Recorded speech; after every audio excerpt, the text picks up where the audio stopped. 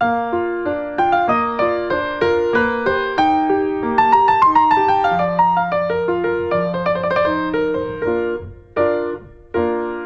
everybody, welcome to Big Shots. I'm Sal. And I'm Ben. The new podcast from Little House Online, spinning out of the YouTube series Back Issues, where I, Sal, explain comics to my two cohorts, Ben and Ethan, who do not read comics. They haven't read them when they were kids. They have no familiarity with the medium except for what I've given them and what they have pursued on their own as a result of the show. So, since we've talked about so many different books over the past several months, we thought what we'd do is we'd create a new audio show where we talk to prominent comic creators who have informed the works that we've discussed on our show. And some of the great questions that have come up haven't had answers that we really were capable to answer. Yeah. Sal has some of the information, but he doesn't have it all. So one great option for us is to actually talk to the people that did create all of these wonderful comics, all of these great characters, and the stories that we love. So today's episode, we are talking with David Michelinie, the man behind over 600 books, including Venom Returns, which is the subject of our first episode of Back Issues. Check it out. Yeah, I have to warn you initially to be aware that looking at the copyrights, the stuff we might be talking about is like almost a quarter of a century old. Yeah. And I've written over 600 comic book stories. There are going to be things I do not remember. That's fair. So I'll either tell you that or I'll make something up. Right, exactly. Whatever you feel is more entertaining, we're happy with. No. Okay. I've been reading comics for my entire life. Let me tell you, a good, I'd say, like almost half of that library comes from you. So just your body of work is massive, incredible. You created Scott Lang, who is going to be the focal point of the new Ant-Man movie. Yeah, I read that. That's kind of neat. Just off the top of my head, how do you feel about the casting of Paul Rudd as Ant-Man? He doesn't look like John Burns, Scott Lang, but I don't know. I'm not that familiar with his work. Mm-hmm. I kind of wish Edgar Wright was still involved. I would have a lot more confidence in the end product, but because I'm not familiar with the director. But no, if he does the job, does the character right, I don't think the visual appearance is all that important. And I'm not that familiar with his body of work, but he's a professional, so right. Let's hope. Yeah. The premise of the YouTube show we have, Back Issues, is I've over the course of my life explained comics so many times to people, friends, family, loved ones who just don't read them, don't understand, haven't gotten into the books or even understand really where to start. And so part of my show is I explain it to two friends of mine who are intelligent, educated, but just haven't read the material and for one reason or another missed the boat when they were children. Uh-huh. So it's been a really fun, rewarding experience kind of bringing them along on this like almost nostalgic, but we also talk about current books as well, journey to kind of just say like, this is what this is a world I come from. And I find that they ask me questions that I would never think to ask of the material, of the creators, and it's actually been a really interesting experience for me personally, just kind of blindly going through, reading, and just enjoying them, and having basically two skeptics say, like, but what about this? And it makes me actually look at the material all over again in a new light. So as a result, I thought, hey, wouldn't it be really great to get at least one of them with me and then talk with a creator and ask them kind of similar questions, or at least questions that kind of give them and myself insight into the industry that I love so much, which is why we thought we'd reach out to you, and so here we are. That's cool, because when I was a kid, there weren't credits in the comics, and I just it never occurred to me that people actually wrote and drew them. Mm-hmm. So I was the same way. Even though I loved comics, I had no idea how they came into being until I actually started writing them myself. So that's a cool perspective. Yeah. With respect to today's episode, we're going to kind of focus a little bit more on the Spider-Man aspect, just because that was the character that I read so much of, and that's the books that I explained to my cohorts. And I realized you wrote the Spider-Man marriage issue as well. Is that correct? I scripted it, yes. I didn't plot it. Plotting and scripting. Is that normally a one-person job, or is it often split up? Is that a job where there are two people or two or more people who kind of divvy up the work? The norm is one person does it. A writer will do the plot, and then he will do the script, the dialogue, captions, etc. Two exceptions are, like when I was writing Iron Man, I was actually co-plotting with one of the artists, Bob Layton. Uh-huh. And we worked out the plots together. We lived nearby, we're near each other, and used to hang out socially, and so we'd talk Iron Man all the time, and we'd plot the stories together. And I would write the plots up after we talked out the stories and then to the script. The other exception would be frequently when plots and scripts are done separately. You don't just sit down and write a script. You have to have a plot approved by an editor first. There are times when a writer's schedule or his personal life or whatever will prevent him from doing the script. He has to give up the script so it can be made, at least in the past, so deadlines can be made, and it's given to another writer, generally with the understanding of the person who plots it. So that you might get plot by someone, script by someone else. But generally, it's the same person who does the plot and the script. I love that story with you and Bob Layton. Do you find that working really closely with the artist, do you get better stories out of it? Or is it just kind of an added bonus that you get to work with somebody with whom you're very familiar and get to bump elbows with? Well, there are layers to that answer as well. Because Bob, at the time, was an inker. He was not a penciler, so he did not generate the visuals for the story. He was a huge Iron Man fan, and when I came to Marvel, I had never read Iron Man before. So it was a good mix in that he could tell me, if I come up with ideas that had already been done, he could tell me that. Plus, on my side, it was fresh to me. I didn't have like years and years of Iron Man stories in my head and stuff that I came up with to be fresh. So it worked well there, but it really didn't have an impact on how the story was drawn because Bob wasn't penciling at that time. On the other hand, I wrote about a year and a half worth of Star Wars stories with Walt Simonson. Yeah. And we would talk. It wasn't as detailed, I guess, or as close a collaboration as with Bob, but Walt and I would talk over the storylines. And I've always thought, whenever I get an assignment, a regular assignment for a book, I try to contact the artist and see if there's anything they particularly like to draw, any type of story, any type of character and stuff. And I try to incorporate that because, as you say, I believe the artist will be a lot more enthusiastic if he's doing stuff he or she wants to do and is enjoying, and that makes the pictures more exciting, and that makes it easier on me to write, good dialogue. Absolutely. So I think I answered your question somewhere in that. Absolutely. Yeah, no, I found it. And by the way, don't feel apprehensive about going off the beaten path and, delving into, if another story either requires context or you just feel like going down that rabbit hole. That's kind of the nature of our show as well. It's just kind of like we just go where the light takes us, so to speak. So well, I excel is going off the main route. Yeah. It's sometimes I don't even know I'm doing it. I understand. I'm the same way. With respect to our Spider-Man books, we I guess we'll talk just briefly on the fact that when you created the Venom character, who has seen popularity, I guess, from his inception all the way on to today. Yeah. Can you give us a little bit of insight into what the impetus behind the character of Venom was? Like, was it editorial? Was there possibly a quota where they're just like, you have to come up with like X many characters each year? Exactly. Oh, no. No. In fact, I wouldn't have done that. Yeah. When I was writing Spider-Man, there was one year where each of the annuals, it was required that a new character, I think it was a new hero or a new villain, was created in each annual, and I respectfully declined to do that because I didn't like being ordered to create something that someone else is going to own. If it's my idea and I want to do it, that's fine. But no, there was no quota. It basically boiled down to the initial nugget is whenever I do a character, whenever I write a character, I try to isolate the unique elements of that character. And with Spider-Man, he has so many, he's got the acrobatics and the strength and the webbing, but what was totally unique to him, at the time at least, was his spider sense. No other character had anything like that.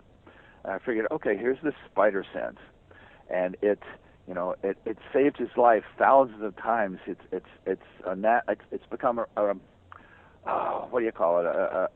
An unthinking crutch. reaction. His spider sense tingles. He ducks. Right. It saves his life. Okay, what if there's a villain who doesn't affect his spider sense? Mm-hmm. How is he going to react to that? Suddenly, he's vulnerable. What is Peter Parker as a human being going to think? How is he going to feel suddenly? There's danger out there that he's not being warned about. Yeah. And already in the Marvel canon, there was this symbiote that was introduced in the Secret Wars storyline that melded to Spider-Man and became his black and white costume, and it was established in those stories that this costume, this symbiote, did not affect Peter Parker's spider sense. So that was the nugget that became Venom. I wanted to explore what it would be like to have a villain who got by Peter Parker's spider sense, and how that would affect Peter emotionally, how it would, how he would be afraid all the time, how would he handle this, how would he go after it. It just seemed it would open up a lot of plot lines. Now, there you go. I could go into more in the development, but I don't know what else you want to know. Oh yeah, absolutely. I wanted to deviate really quickly just to point out, and this is more of from a fan perspective, I always recognized and appreciated. It was actually just a really new experience for me as a reader, almost in a way like a horror story, where a character is just constantly being hounded and he's always looking around every corner and over his shoulder. I always remember that helplessness. Well, I think any writer wants to affect the reader in some way. Absolutely. Make them laugh, make them cry, make them look under the bed when they turn out the lights, whatever. So, hey, that's great. Definitely. So you took the idea of kind of reinstilling a sense of fear into the character, and that's kind of where Venom was born. I took away his security blanket, basically. Yeah. Now, I've heard originally Venom was supposed to be multiple characters, that the symbiote would go from person to person.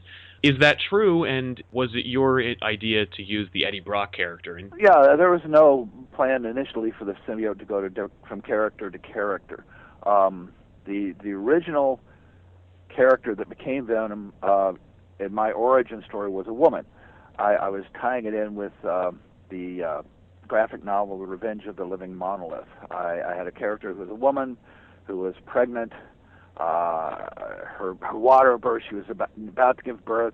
Her husband took her outside and tried to flag down a taxi cab to get her to the hospital.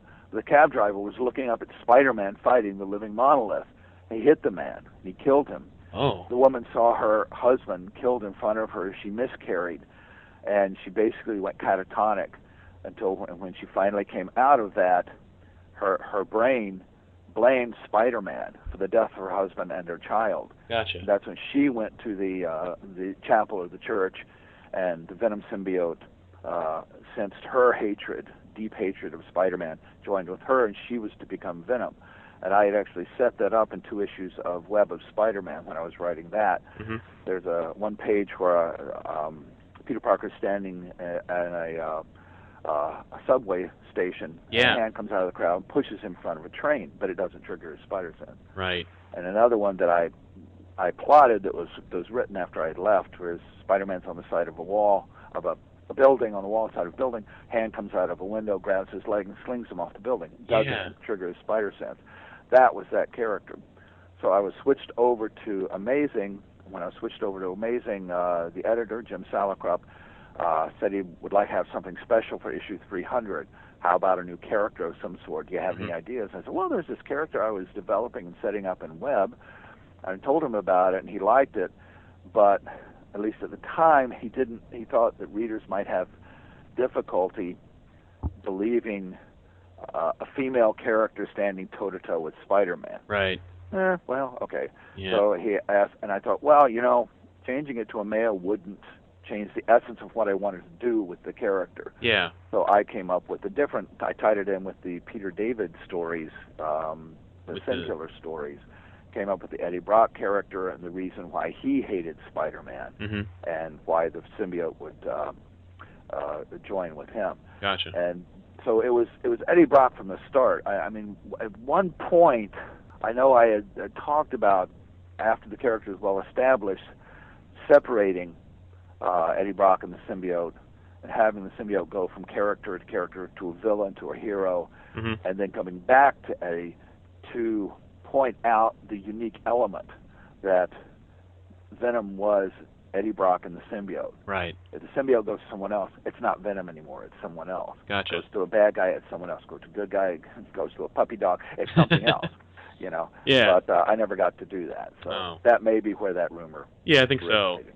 I love that story about it being a female character, especially one with such a really tragic backstory. I love that. I feel like that, man. I'm just thinking about like the possibilities of where that could have gone in the future, and man, I think that's really it's kind of a forward-thinking idea, man. That would have been really tight today. Well, maybe Marvel will come to me and ask me to do a what if Venom story. I can tell that story anyway. And they do that, so that'd be awesome. With respect to the Venom character, I was just thinking about this myself, and when you first introduced Venom, you worked with Todd McFarlane. Mm-hmm.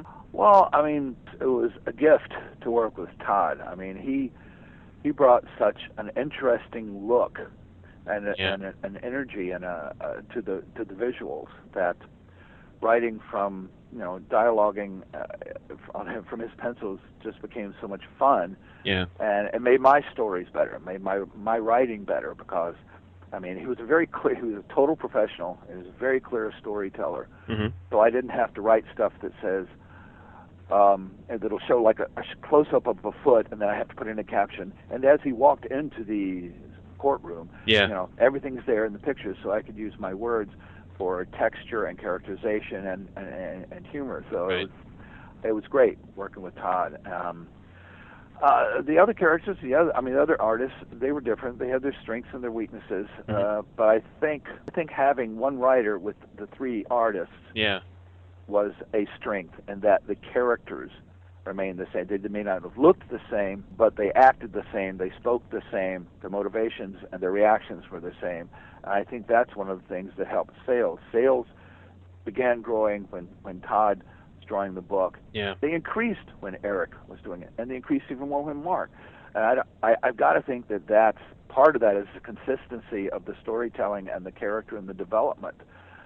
And I mean, if we had lousy artists, people who stick figures, they wouldn't have sold. But oh, sure. I think the consistency was a big factor. And each of these artists has their own following, so you'd bring, Todd readers from the Todd era over, and then you get the Eric readers, people like Eric, and then you move both of those audiences up to the Mark Bagley era, and then bring in his fans, and I think everything just built. It was a terrific progression. Yeah. How much? Because as we learned over time, eventually, Todd would get the Spider-Man Torment story. He'd pick up as people call it, the adjectiveless Spider-Man title. Yeah. And he had a desire to write and as well as draw his own stories. How much story influence, if any, did Todd McFarlane have over the introduction of Venom story? Well, that's actually a two-part question. The part is Venom. As I said, I had generated the character and started teasing introductions when I was doing Web of Spider-Man. Yeah. The plot for Amazing 300 and the character of Venom had been created, written, and approved by the editor before Todd was assigned to the book. So he actually had no character or story input into Venom whatsoever. He visualized the character from my plot and did a wonderful job from it. I don't want to take anything away from him. No, of course. But Todd is often given credit as co-creator of Venom, and that kind of it irritates me because it's it depends on your definition of creator. Right. The fact that I came up with the character, the name, the motivation, the background, the origin, all of this stuff, is in my plot. I consider that creating the character. Marvel at the time had a policy, though, the first person to write a character gets 10% of licensing royalties. The first person to draw a character gets 10% of creator royalties. So to Marvel, first person to write a character, first person to draw a character were the creators. It doesn't matter which one originated the character. Yeah. That was their legal paper that said that. Right. And in Web of Spider-Man, I created a character called Solo that Mark Silvestri drew. And first off, I like Mark as a person. I love his artwork, so I'm not Yeah. saying anything negative. He drew in the first appearance was a one-page teaser in Web, which took place, I believe, in Ireland, where some police or soldiers had some terrorists blockaded into a building. Solo pops in, hear gunshots and everything from outside. They go in, all the terrorists are dead. Solo appeared in one panel, shot from behind, in total black silhouette. Mm-hmm. That was the total drawing of the character. From then on, Mark has gotten creator royalties for that character. from one, and again, not saying anything against Mark. I imagine he would agree with me, but according to Marvel, because he drew that one panel, in black silhouette, he's the co-creator. Wow. So I have nothing negative to say about Todd whatsoever. Right. But the character was created before he got on the book. Gotcha. Anyway, as far as working with him, it was a joy. I mean, I remember asking Jim Salicrup, the editor, to ask if there's any characters, any types of things that Todd wanted to draw. Mm-hmm. And what Jim told me was Todd's reaction was, well, he didn't want to be pushy. He'd just gotten on the book. He didn't want to, try to do this. I thought, wow, that's incredible. That's Yeah. He said maybe a character with a cape. So I did a Prowler story. So there aren't that many capes and Spider-Man's villains, but true. He was a joy to work with. His artwork was fantastic. I have absolutely nothing negative to say about Todd McFarlane. Oh no, I wouldn't. He deserves everything that he's gotten, every bit of praise, every bit of fame, every bit of money, even the $3 million baseball. He deserves it. I feel like I've been hogging the show, so I think I'll throw the floor to Ben really quick. Well, it was really interesting hearing that Marvel has such a respect for both the creator, like the writers and the artists, simply because their whole medium is a mix of both. Do you feel like every once in a while they sort of like sway to one side more than the other when they're giving preference or treatment to someone? Yes. Would you like me to expand upon that? Sure. Yes, please. Yes. No, well, one of the reasons I worked for DC for 5 years before I came to Marvel. DC definitely, when I was working for them, was more interested in the artists, and that's why I quit working for them. There's an incident that I won't go into, but obviously they gave more credit, more value to the artists. When I came over to Marvel in 1978, Jim Shooter was the editor-in-chief, and it was like the lights came on. They appreciated writing. They valued writing. I'd be walking down the halls of Marvel, and Shooter would be walking the other way and say, "Are you happy? Are we treating you okay?" And say, "Whoa, really? Gosh, thanks." Yeah.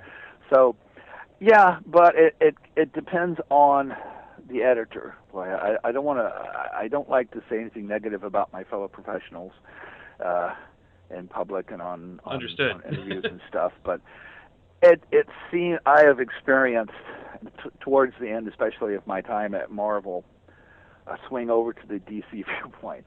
I worked specifically with one editor who would. I actually worked with a couple of editors that revered the artists and didn't really think much about the writers. One of the editors of which was a quote writer himself, and it's like it. I don't know how it is today. I've done very little work in comics today, but at Marvel they started treating the artists with, and the artists that the writers they treat best seem to be the ones that are also artists. You're working on another project. Do you want to talk about that project in any way? Well, it's something called the Lunoir Saga, and it started out. I met this guy named Cesar Madaro in Spain, northern Spain, last year. He's an artist, and we talked, and he had a very interesting style, and he suggested we do something together. So I, sure, why not? And they said, well, how about something without dialogue? Why would a writer want to use words? I mean, but I figured since he's European, it would be something he could show around Europe, Germany, France, Spain, and people wouldn't have to read it. They could tell the story of what was going on without the words. Right. Well, that's fine. So I came up with this old 6-page script with a little twist at the end of how it was kind of amusing, entertaining. I sent it to him, and we expanded it to 7 pages because he wanted to put in a full-page splash, and that's fine. It worked well with the breakdown of the story. And he drew it, and we both liked it and enjoyed it so much that I actually came up with an origin for the character. It was kind of a werewolf character, but I gave it science fictional origin. It takes place back in the 1700s, starts out in 1700s France, and rather than a supernatural origin. And I did that. He drew it. We both kind of like it, so I came up with like 4 chapters between that origin and the end story, and we're working on that now. He's drawing chapter 3. Chapters 1, 2, and 6 have been done. Chapter 3 has been written. He's drawing it now, and if I can get around to doing chapter 4 and 5, we're going to put it together and maybe look for a publisher. Right now, we're just doing it for fun. Oh, that's great. I've dipped my toe in the comics creation pool, and there is nothing like just telling your own stories and just working with somebody and making something that is distinctly yours, that you can just point to and say, this is something that we created together, and it has no other purpose but to be brought into existence, and then we find out if there's an audience. I think that's got to be so exciting for you. Yeah, well, that's another thing that the technology of comics and publishing has done is there seems to be a lot more creator produced definitely work out there, because so many people. I mean, if I go to conventions, I almost always come away with a copy of a comic or a graphic novel or something that someone's done, is given to me, and they've done it on their own, and it's their own idea. And boy, when I got started, you had DC and Marvel. Yeah. That was pretty much it. Right. And now, if you've got, there are very small publishers, and there are people who can publish online, publish themselves.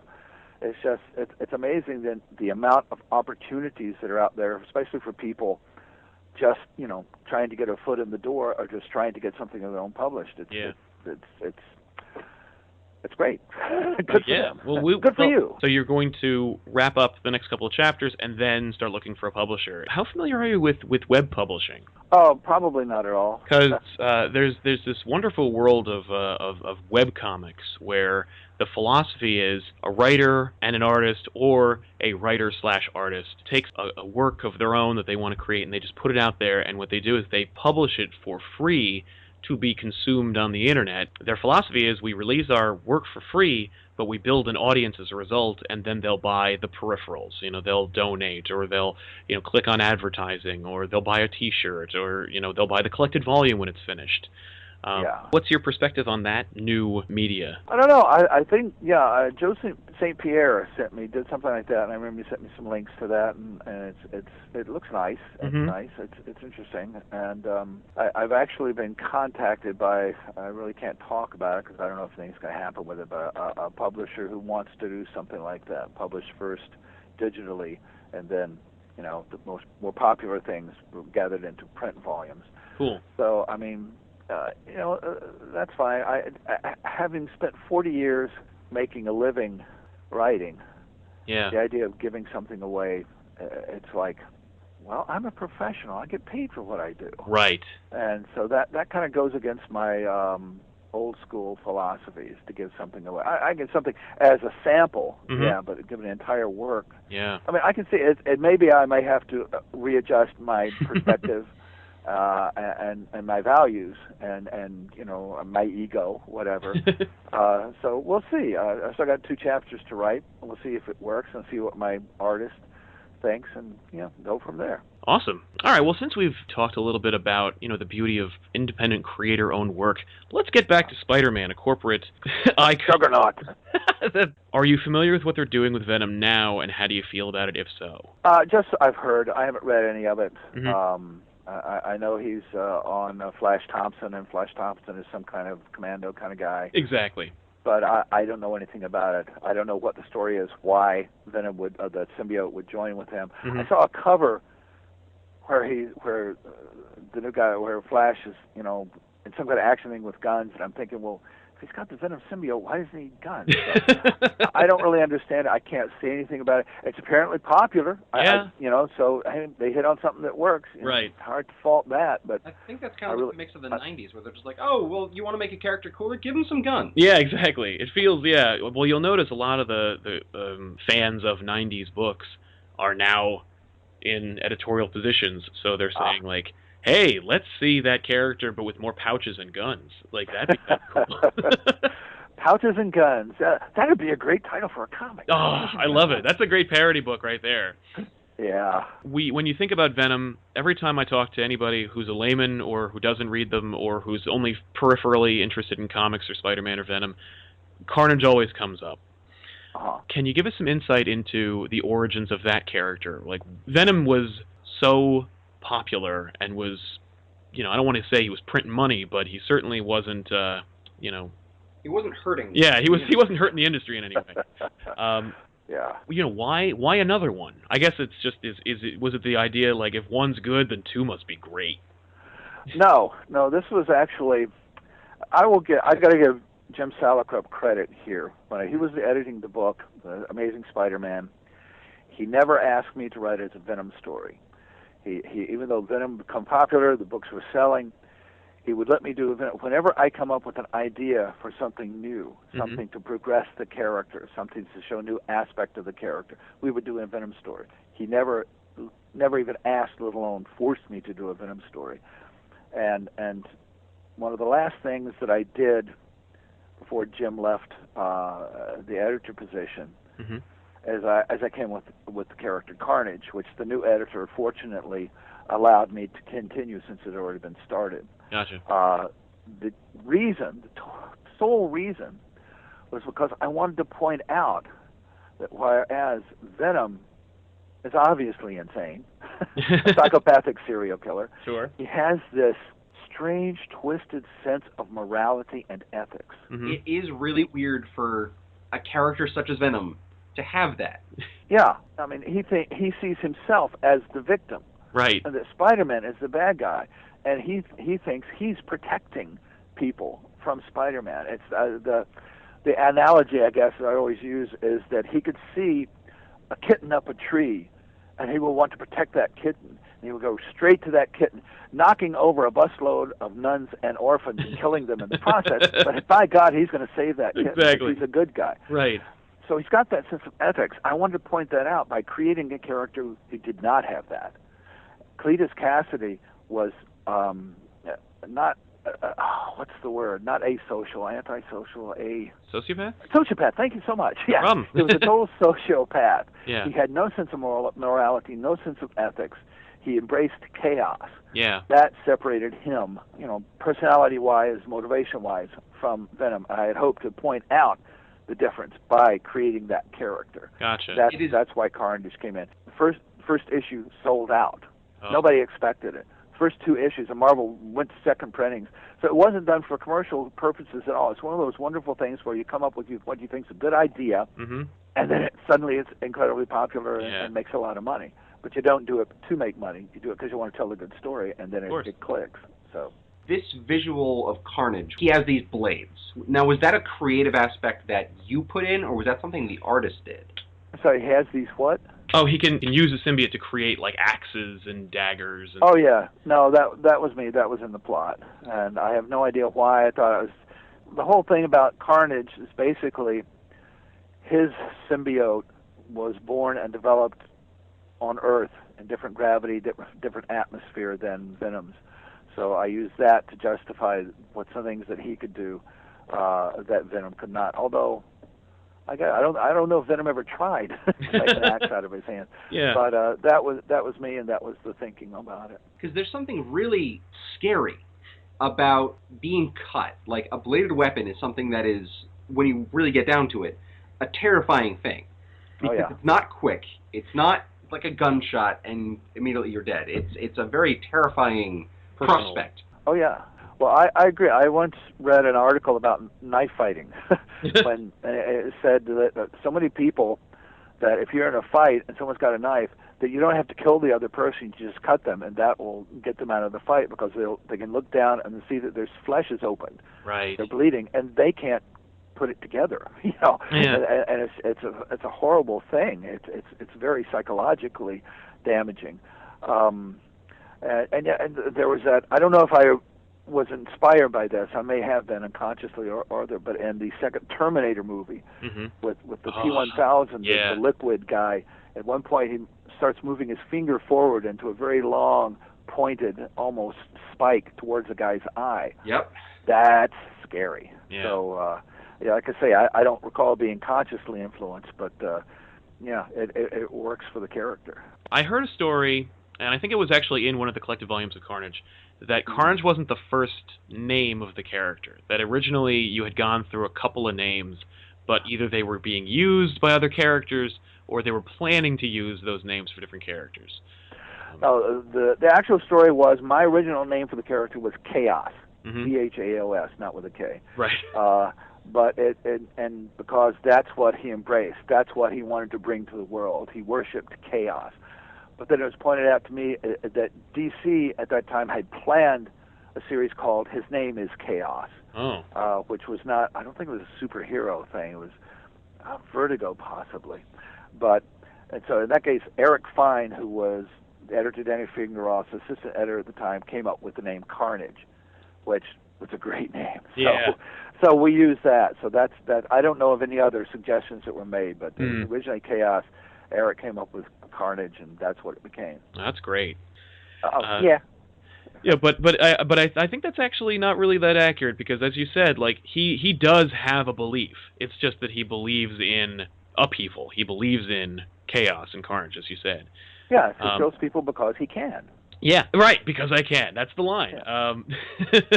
After the Carnage story is really short. It's only like, I think, 3 issues. It was a three-part story, yeah. Yeah, and then he goes away. And one of the things that I think is, at least back during this period, that I really appreciated was these characters, Venom and Carnage, were used sparingly. You have the first Venom story, which starts off with a bang, and then it wraps up, and then the next time you see him is in this next story, and so much took place between them that it's almost like you're ready for another Venom story, because he hasn't been overused or he's not oversaturated. Yeah, they haven't saturated the market with this character. Same thing with Carnage. Was that a decision by you? Was there pressure to use him in the future? Well, again, give Jim Salicrup credit. Not only did he not force me to do stories, he turned down requests by other editors to use Venom. Really? Yeah, he did. So we controlled the character, or I controlled the character with Jim's approval, and I think that's one of the reasons he developed into a strong character that people like, because each story built something new around the character. Right. It wasn't just he's here to kill people or do this and that. And initially the same with Carnage. The thing is, the editorship, the editorial range changed, and the new editor had an opposite viewpoint. He invited people to use Venom. So anybody want to use Venom, that's fine.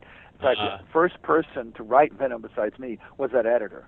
he wrote the character in a graphic novel. So it kind of, wasn't the way I would have done it, but, I wasn't in control. Right. With Carnage, I always love that first story because, number one, it comes out of left field. Number two, it's just a fun story with Carnage. You get to see Venom and Spider-Man teaming up, which is something that, as a reader myself, I never expected. But always wanted. Well, what apparently the readers really wanted.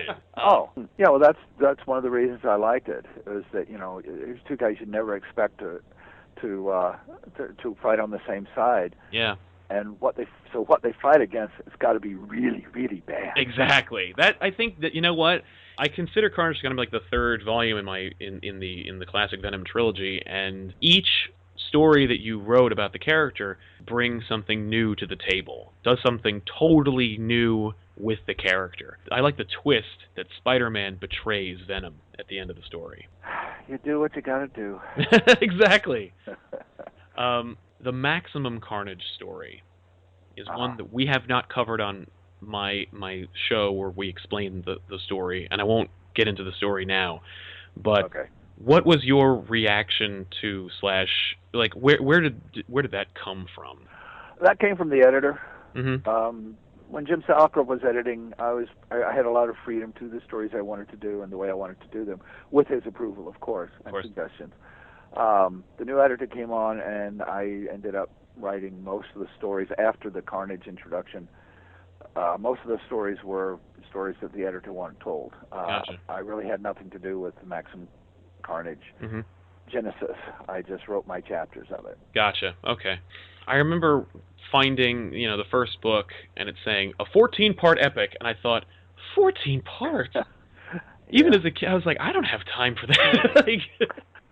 Were you kind of in a similar mindset? Did you feel like that was a little too much, or do you think a 14-part story is kind of okay as long as it's good? No, I just kind of, at that point, I was kind of like, I totally had no control. Other people were writing chapters, and I had to do my little chapters. And some other people do stuff, and I had to do mine. It was like I was basically a hired hand at that point, just trying to do my best to make my chapters, as entertaining as I could, try to give the readers something that they would enjoy and think was worth their money.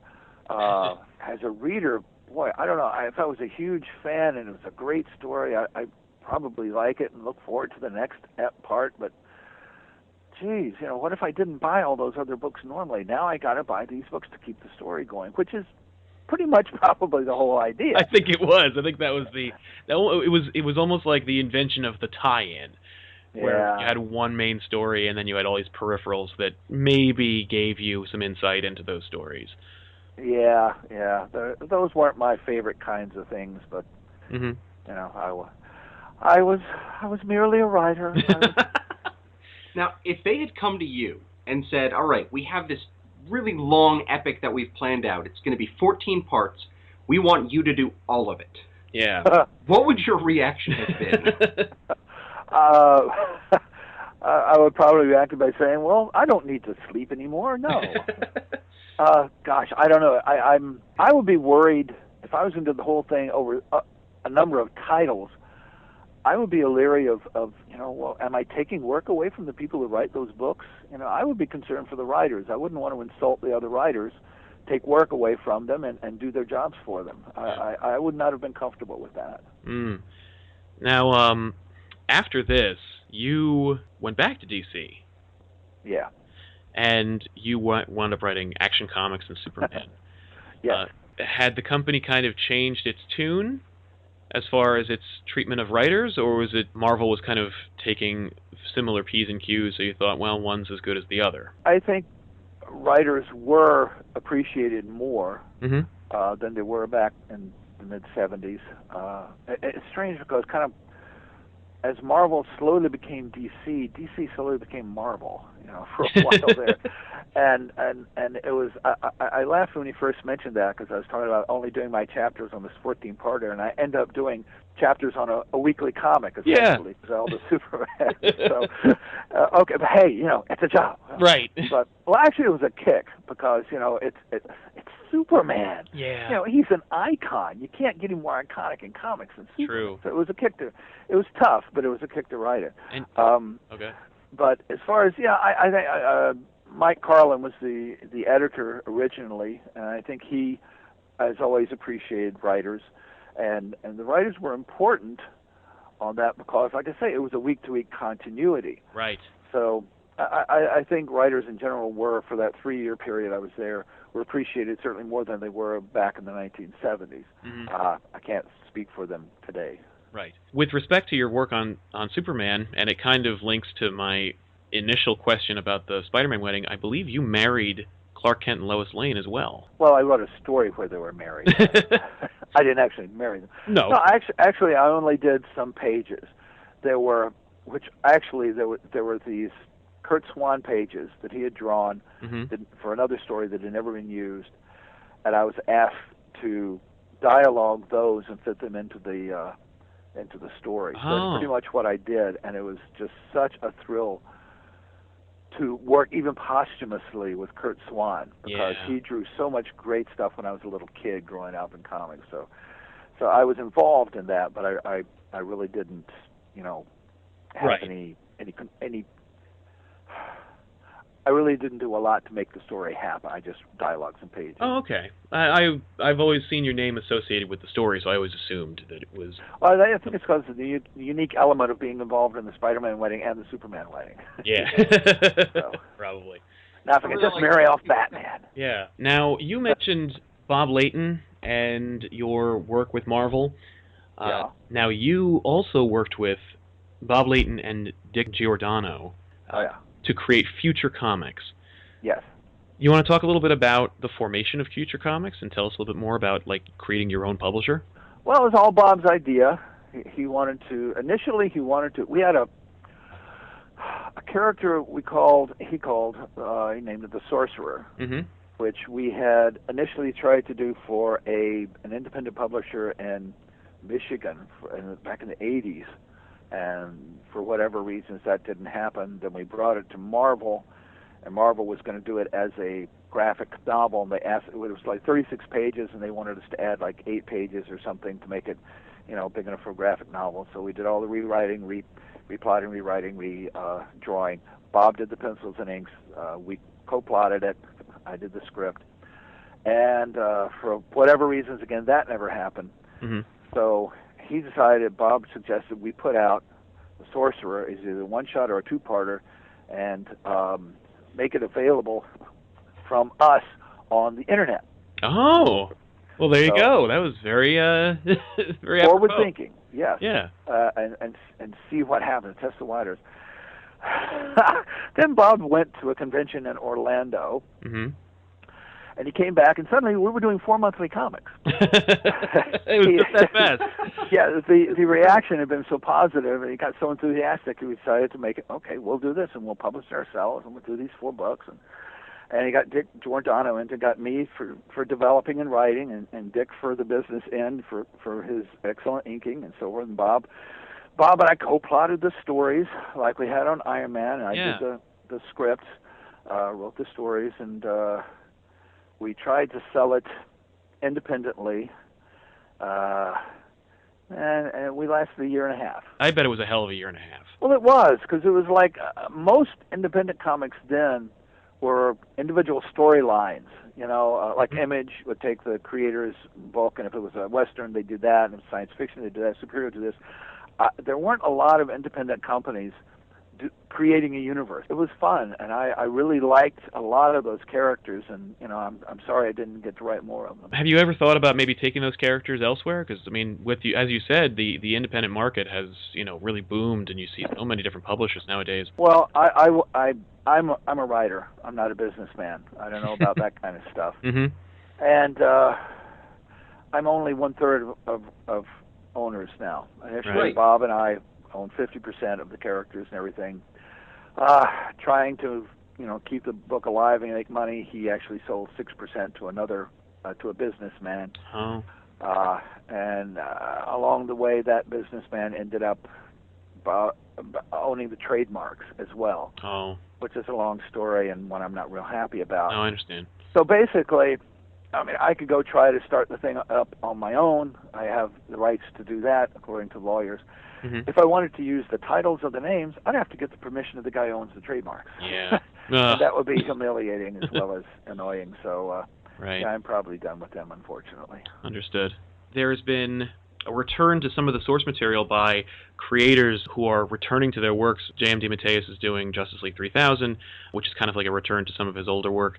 Peter David has returned to Spider-Man 2099. Do you think there'll be some hope in the future of seeing some more David Michelinie Iron Man or Spider-Man work in the future? I doubt it. Marvel has shown no interest whatsoever, and neither Marvel or DC have shown any interest in having me work for them. So I haven't gotten any offers. Emails and phone calls go unreturned. So I know Peter David is I've met Mark 1 or 2 times. I know Peter David is a very personable, outgoing guy. So I'm not. I'm kind of a withdrawn kind of person. I don't promote myself well.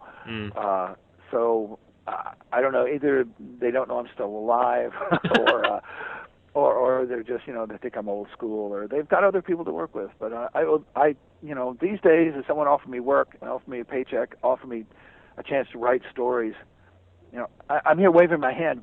Over here, here I am. Right. But I'm not getting a lot of offers, so I'd say the chances are pretty slim. Well, I really hope that changes. You've shown that bug has not left. You have been creating since you started, and you're still doing it today. I think that they'd be missing out. Well, I thank you. That's very, very flattering. I appreciate it. Your influence on the Iron Man character is, nothing to sneeze at. We saw a couple of characters that you created appear on the silver screen. Yeah. We got Justin Hammer, who was slightly changed for the movie, and we saw War Machine. Okay, first off, I did not create War Machine. That was really? Lynn Kaminsky. I created Jim Rhodes, co-created with Bob Jim Rhodes. So I thought they finally got the character right in the third one. Really? Yeah. Well, the reason James Rhodey Rhodes was created was to be a friend to Tony Stark, who was in a really dark place at that time. Yeah. And it seems all superheroes seem to only have superheroes as their friends. Right. Tony Stark is a superhero when he's in the suit, but when he's in the suit, he's also the man. He's Tony Stark. Yeah. And Tony Stark needs friends, and so we gave him a buddy, a pal, who was supposed to be just a civilian that Tony could spend time with and could keep him grounded. Mm-hmm. We never wanted him to be a hero, Rhodey to be a hero. I mean, I'm not condemning it, the character is very popular, but I didn't create that. Bob and I created Jim Rhodes. And I thought in the third one, they had Tony and Rhodey fighting side by side, guns in hand, melee, shooting. That's Jim Rhodes in my mind. You know, the friend, the buddy who's got your back, not the guy in a suit. So I thought they got him right. And Justin Hammer was a name. He had nothing to do with the character in the comic. Right. Now that said, what'd you think of Rockwell's performance? I think Sam Rockwell's an incredible actor. I own Moon on DVD. Yeah. He's amazing. I saw The Seven Psychopaths. He's a terrific actor. Yeah. I'm sure he did what he could but he was given a script that was not the character, where Justin Hammer was just kind of a dick. So right. And he was a great dick, boy. Yeah. I mean, but yeah, it was a shame. It's not the Justin Hammer we all know and love. No. You mentioned your fondness for Jim Salicrup. We're going to be talking to him in the next episode of the show. Ah. And so I think it's funny that you spoke of him so fondly. What makes a good editor, in your mind? Well, there are so many ways to answer that. From my position as a writer, the editors that have been good for me have been those who have been tolerant and not want to put their own stamp on things. Right. Allow me to do it. As long as the stories are good, they treat the character well, there's something that readers would want to read. They don't want to try. They don't come in and say, "Well, I want to do it this way. I think the character should do this. I think we should do these kind of stories." Yeah. I think that makes that kind of loose but controlled editorial reins makes for a very creative and enjoyable environment for the writers and artists. Sometimes they got to step in and say, this is, we can't do it this way, or this isn't going to work, or this conflicts with that, or it needs to be on deadline, something like that. They've got to be daddy or mommy from time to time. But the loose but controlled reins, I think, makes for a good editor in pretty much any kind of publication. Right. Are there any other projects, comics or no, that you'd like to talk about or promote? Well, technically there is a maybe comic book project, but it's old stuff. I created my favorite thing I ever wrote in comics was a series I created for Epic called the Boz Chronicles, which was drawn by Brett Blevins from Main Part. It's been out of print since the mid-'80s. I've been contacted by a publisher who says they would like to gather the 6 issues that were published and put it out as a trade paperback. Cool. I'm very, very excited about that. I'm in the process of apparently I was supposed to have gotten a letter of reversion of rights from Marvel back in the 80s, and they never sent it, so I'm in the process of trying to get that now. So I can prove that, yes, I own everything. And hopefully that, that'll go through, and if that's, it gets published, they want to put it out in the spring of 2015. That will make me very happy. Cool. The only other thing I've got going, I have a prose short story in an anthology coming out from New Babel Books called Singularity: Rise of the Posthumans. It's of all things, a steampunk superhero shared world anthology. It's supposed to be out this summer, but there were some delays. The tentative publication now, they're talking about Christmas. But I created a character for that called the Righteous Red, which is I'm very interested in, and I hope I get to write more stories about him. But that's about it for now. We will include links to those or any news about them in our description box. Okay. Wherever these things are. I guess we could wrap up. I mean, we've taken your time, I think. We'll give it back. Oh. Thank you so much for your time. Yeah. You're quite welcome. David Michelinie, man, got to talk to the guy who created Venom. I got information that I'd always had questions about, especially like why Carnage looked so cool and the fact that he wrote that into the character. Yeah, that was really awesome. I love that Venom story about the fact that Venom used to be a woman who miscarried. What a really cool idea. I'm so excited to talk to our next guest as well, which will be Jim Salicrup, who has been referenced a number of times in this very episode. Anyway, I want to thank you all for listening. I'm Sal. I'm Ben. And we will see you guys next month with an all-new episode of Big Shots. Check us out on littlehouseonline.com and on youtube.com/tvlittlehouse. You promo whore. Hey, listen, like, they're going to want to watch more shows that we make because we're awesome, and they're going to love this episode. It's true. Don't look at me like that. Bye.